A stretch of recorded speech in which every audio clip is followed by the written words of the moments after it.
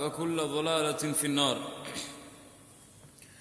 கண்ணியத்துக்குரிய அல்லாஹுவின் அடியார்களே, அல்லாஹுவை அஞ்சிக் கொள்ளுமாறு எனக்கும் உங்களுக்கும் உபதேசம் செய்தவனாக, எப்படி அல்லாஹ் நம்மை இந்த இடத்திலே ஒன்று கூட்டினானோ அது போன்ற அல்லாஹ் ஜன்னத்துல் ஃபிர்தௌஸிலே, அதிலும் குறிப்பாக அல்லாஹுடைய தூதர் முஹம்மது ஸல்லல்லாஹு அலைஹி வஸல்லம் அவர்களுடைய சொர்க்கத்திலே அவர்களோடு, அவர்களுடைய குடும்பத்தார்களோடு, அவர்களுடைய தோழர்களோடு அல்லாஹ் என்னையும் உங்களையும் உலக முஸ்லிம்களையும் ஒன்று கூட்டுவானாக.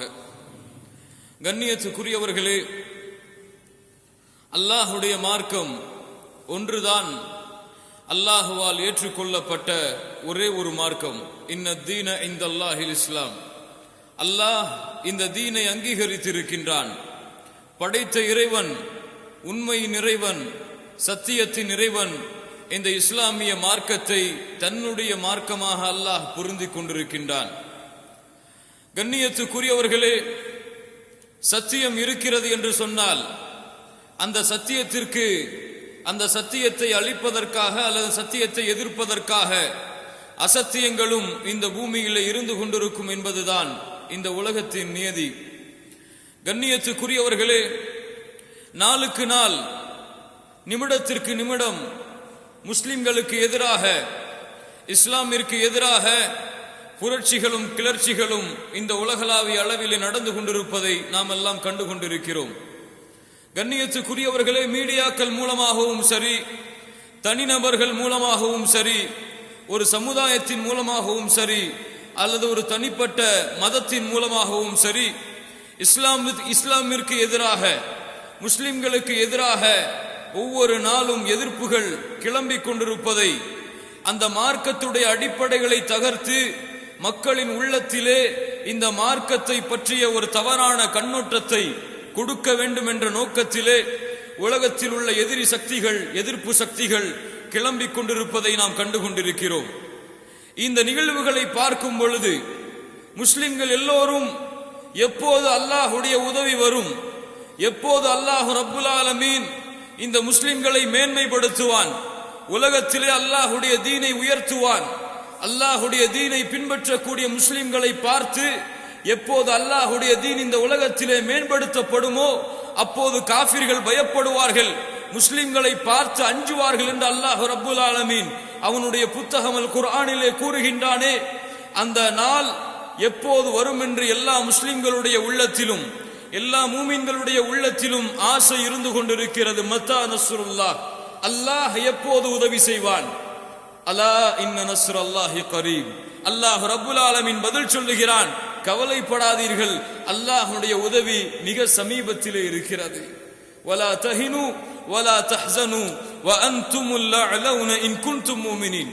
நீங்கள் கவலைப்பட வேண்டாம், நீங்கள் பயப்பட வேண்டாம், நீங்கள் தான் உயர்வானவர்கள், நீங்கள் மூமின்களாக வாழ்ந்தால். அல்லாஹ் ரப்புல் ஆலமீன் நம்முடைய ஈமானை அங்கீகரித்து நம்மை உயர்ந்தவர்களுடைய கூட்டத்தில் அல்லாஹ் சேர்ப்பானாக.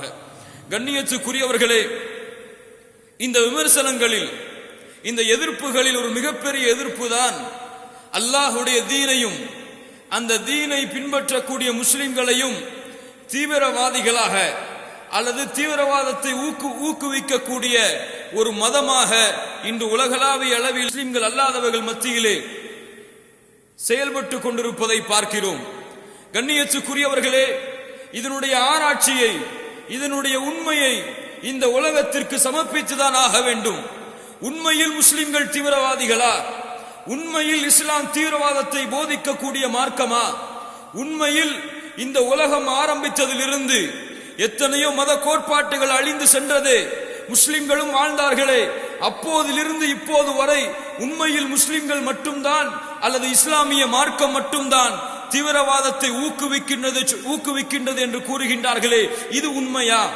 கண்ணியத்துக்குரியவர்களே, இந்த உலகத்திலே நடந்த கிளர்ச்சிகளை எடுத்து பாருங்கள், இந்த உலகத்திலே நடந்த கலவரங்களை எடுத்து பாருங்கள், இந்த உலகத்திலே நடந்த தீவிரவாத தாக்குதல்களை எடுத்து பாருங்கள். எத்தனையோ மன்னர்கள் கொலை செய்யப்பட்டார்கள், எத்தனையோ நாட்டின் அதிபர்கள் கொலை செய்யப்பட்டார்கள், எத்தனையோ நாடுகளிலே குண்டு வெடித்தது. 1990க்கு முன்னால் வரை இந்த உலகத்திலே நடந்த எத்தனையோ கலவரங்கள், எத்தனையோ கிளர்ச்சிகள், இந்த அத்துணை கிளர்ச்சிகளிலும் நீங்கள் வரலாற்று புத்தகங்களிலே தேட முடியாது ஒரு முஸ்லிமின் பெயரை. எப்போது செப்டம்பர் 11 என்ற ஒரு நிகழ்வு இந்த பூமியிலே நடந்ததோ, செப்டம்பர் 11 என்ற இரட்டை கோபுரம் எப்போது இடிக்கப்பட்டதோ, அதை செய்தவர்கள் முஸ்லிம்கள் என்ற ஒரு குற்றச்சாட்டு எப்போது இந்த உலக மன்றத்திலே சமர்ப்பிக்கப்பட்டதோ, அன்றில் இருந்து இன்று வரை எங்கு என்ன நடந்தாலும் சரி, எந்த நாட்டிலே என்ன கிளர்ச்சி நடந்தாலும் சரி, ஒரு சிறிய சண்டை நடந்தாலும் சரி, முஸ்லிம்கள் தான் இதை செய்தார்கள், முஸ்லிம் தீவிரவாதிகள் தான் இதை ஊக்குவித்தார்கள் என்ற ஒரு நிகழ்வை நாம் கண்டு கொண்டிருக்கிறோம். கண்ணியத்துக்குரியவர்களே, முஸ்லிம்களில் சிலர் தீவிரவாதியாக இருக்கலாம், தீவிரவாத செயலை செய்யலாம், செய்து கொண்டிருக்கிறார்கள் சிலர். ஆனால் ஒரு தனிப்பட்ட மக்கள் செய்யும் காரணத்தால், ஒரு தனிப்பட்ட குழு செய்யும் காரணத்தால் ஒட்டுமொத்த மதத்தையும் ஒட்டுமொத்த முஸ்லிம்களையும் தீவிரவாதி என்று கூறினால் 1941 இருந்து 1948 வரை 259 குண்டுவெடிப்புகளை யூதர்கள் மூலமாக நடத்தப்பட்டிருக்கிறது என்ற சான்று இருக்கிறது. அப்போது ஒட்டுமொத்த யூதர்களும் தீவிரவாதிகளா? ஒட்டுமொத்த யூத மதமும் தீவிரவாதத்தை போதிக்கக்கூடிய மதமா? 1945க்கு முன்னால் உலக வரைபடத்திலே இஸ்ரேல் என்ற ஒரு நாடே இல்லாமல் இருந்த போது 1945க்கு பிறகு இந்த உலக வரைபடத்திலே ஒரு புதிதாக ஒரு நாடு யூதர்களின் கிளர்ச்சியால், யூதர்களின் அடக்குமுறையால், யூதர்களின் வன்முறையால் ஒரு முஸ்லிம் நாட்டிற்குள் புகுந்த அகதிகள் அந்த நாட்டை சொந்தம் கொண்டாடி ஒரு புதிய நாட்டை உருவாக்கினார்களே முஸ்லிம்களை அழித்து. இந்த 1945க்கு முன்னால் இல்லாத நாடு உருவானதற்கு காரணமாக இருந்த அந்த முஸ்லிம்களை கொலை செய்த ஒரு யூதர்கள் தீவிரவாதிகள் என்றால் ஒட்டுமொத்த யூத மதத்தையும் தீவிரவாத மதம் என்று சொல்ல முடியுமா? 2001 IRA என்ற ஒரு கிறிஸ்துவ குழு BBC கட்டிடத்தின் மேல் தாக்குதல் நடத்தியது. 1995ஆம் ஆண்டு ஒகோலமா கொலை செய்யப்பட்டாரே. 1910ஆம் ஆண்டு டைம்ஸ் நியூஸ் பேப்பர் இருக்கக்கூடிய கட்டிடம் 21 பேர் கொலை செய்யப்பட்டார்கள் அந்த கட்டிடத்திலே. இவற்றை செய்தவர்கள் கிறிஸ்தவர்கள் என்று உலகம் உண்மை சான்றை கூறியது. அப்படி என்றால் ஒட்டுமொத்த கிறிஸ்தவ மதமும் தீவிரவாதத்தை ஊக்குவிக்கக்கூடிய மதமா? ஒட்டுமொத்த கிறிஸ்தவர்களும் தீவிரவாதிகளா? கண்ணியத்துக்குரியவர்கள், இவர்கள் யாரை தீவிரவாதிகள் என்று சொல்லுகிறார்கள் தெரியுமா? ஆப்கானிஸ்தானிலே போராடக்கூடியவர்கள், ஈராக்கிலே போராடியவர்கள், சிரியாவிலே போராடியவர்கள், பலஸ்தீனிலே போராடியவர்கள், இவர்களை பார்த்துதான், அவர்களுடைய தோற்றத்தையும் ஆடையும் பார்த்துதான் இவர்கள் தீவிரவாதி என்று கூறுகிறார்கள். என்ன நடக்கிறது உண்மையில் அந்த நாடுகளில்? கண்ணியத்துக்குரியவர்களே, என் அன்பு மாற்று மத சகோதரர்களாக வாழக்கூடியவர்களை பார்த்து கேட்கிறேன். ஒருவர் ஒரு நாட்டிற்குள் புகிறார், ஒரு நாட்டிற்குள் வருகிறார். ஈராக் என்ற ஒரு பிரதேசம் சதாம் ஹுசைனால் ஆட்சி செய்யப்பட்ட காலத்திலே அமெரிக்காவை ஆட்சி செய்த ஜார்ஜ் புஷ் ஒரு அறிக்கை விடுகிறார்.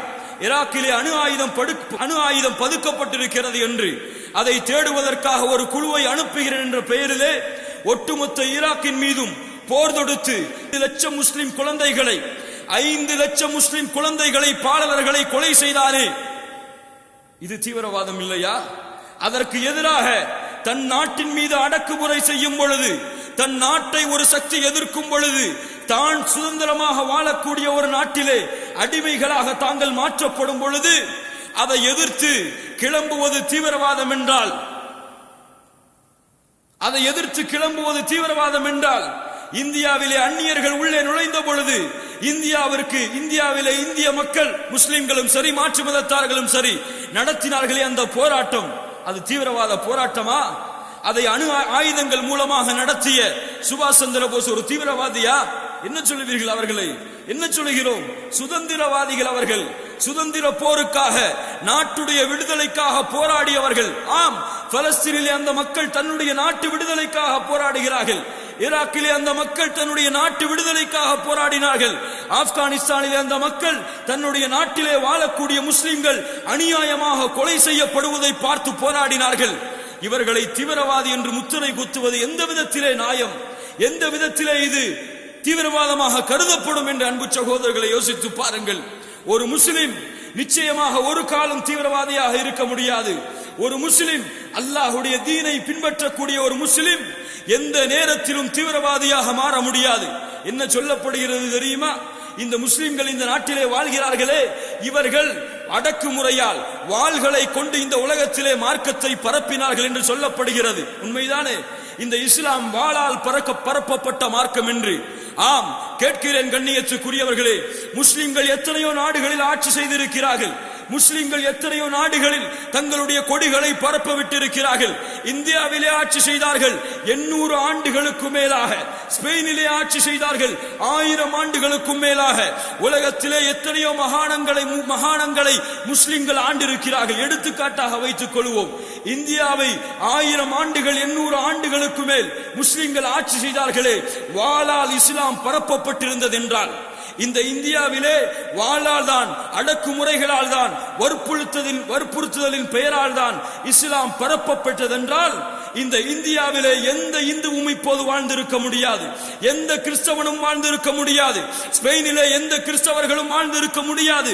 ஆனால் முஸ்லிம்கள் ஆட்சி செய்த நாளிலே, முஸ்லிம்கள் ஆட்சி செய்த நாடுகளிலே சிறுபான்மையாகத்தான் முஸ்லிம்கள் இருக்கிறார்கள். இந்த ஒரு எடுத்துக்காட்டு போதாதா? இன்னும் சொல்லுகிறார்கள், முஸ்லிம்கள் என்பவர்கள் கோபமானவர்கள், முஸ்லிம்கள் என்பவர்கள் தங்களுடைய மதம் மட்டும்தான், தங்களுடைய வழிபாட்டு தடங்கள் மட்டும்தான் இந்த பூமியிலே இருக்க வேண்டும், வேறு எந்த வழிபாட்டு தலங்களும் இந்த பூமியிலே இருக்கக்கூடாது என்ற கோட்பாட்டை கொண்டவர்கள் என்று. அதனால்தான் ராமர் கோயிலை இடித்து பாபர் மஸ்ஜிதை கட்டினார்கள்.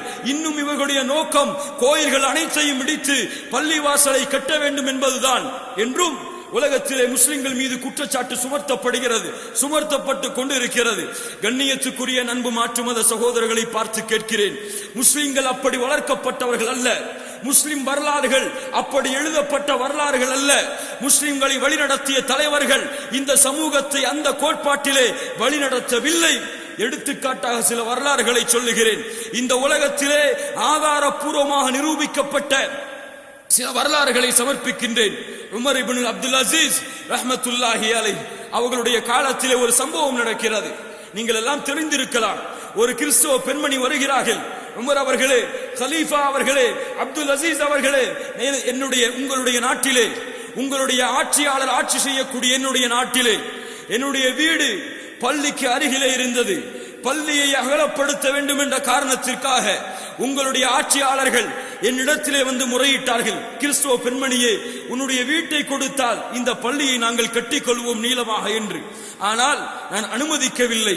அதன் காரணமாக, நான் அனுமதிக்காத காரணத்தால் உங்களுடைய தலைவர்கள் என்னுடைய வீட்டை இடித்துவிட்டு பள்ளியை அகலமாக்கி விட்டார்கள்.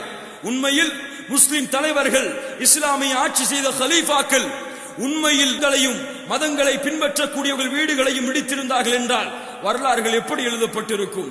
ஆனால் உமர் அவர்கள் சொன்னார்கள், உமர் இப்னு அப்துல் அசீஸ் அவர்கள் சொன்னார்கள், பெண்மணியே, அப்படியா? என்னுடைய ஆட்சியாளர்களை அப்படி செய்தார்கள். நான் உன்னிடத்திலே மன்னிப்பு கேட்கிறேன். என்னுடைய ஆட்சியாளர்களை அழைத்து சொல்லுகிறார், தோழர்களை செல்லுங்கள், எந்த வீட்டை இடித்து நீங்கள் அல்லாஹ்வுடைய பள்ளியை கட்டினீர்களோ அந்த அல்லாஹ்வுடைய பள்ளியை இடித்து அந்த கிறிஸ்துவ பெண்மணிக்கு ஒரு வீட்டை கட்டிக் கொடுங்கள் என்று சொன்ன வரலாறுகளில் வளர்ந்தவர்கள் முஸ்லிம்கள். அது மட்டுமா? உமர் இப்னு கத்தாப் இஸ்லாமிய ஆட்சியான இரண்டாவது கலீஃபா பலஸ்தீனுக்கு செல்லுகிறார்கள். பாபர் பைத்துல் முகத்தஸுடைய சாவியை வாங்கி பைத்துல் முகத்தஸிற்குள் நுழைவதற்காக ஒரு சர்ச்சிலே ஒரு பேச்சுவார்த்தை நடந்து கொண்டிருக்கிறது. தொழுகையின் நேரம் வருகிறது. உமர் அவர்கள் அவசரமாக வெளியே செல்லுகிறார்கள். கிறிஸ்துவ பாதிரிகள் சொன்னார்கள், உமரே, இதுவும் அல்லாஹ்வுடைய பள்ளிதானே, இங்கேயும் அல்லாஹ்வை வணங்கலாமே என்று. உமர் அவர்கள் சொன்னார்கள், ரலியல்லாஹு அன்ஹு வர்தா, உமர் அவர்கள் சொன்னார்கள், அப்படியா? நான் எனக்கு ஒன்றும் இல்லை, இங்கே தொழுவதால் எனக்கு ஒன்று பிரச்சனையும் இல்லை.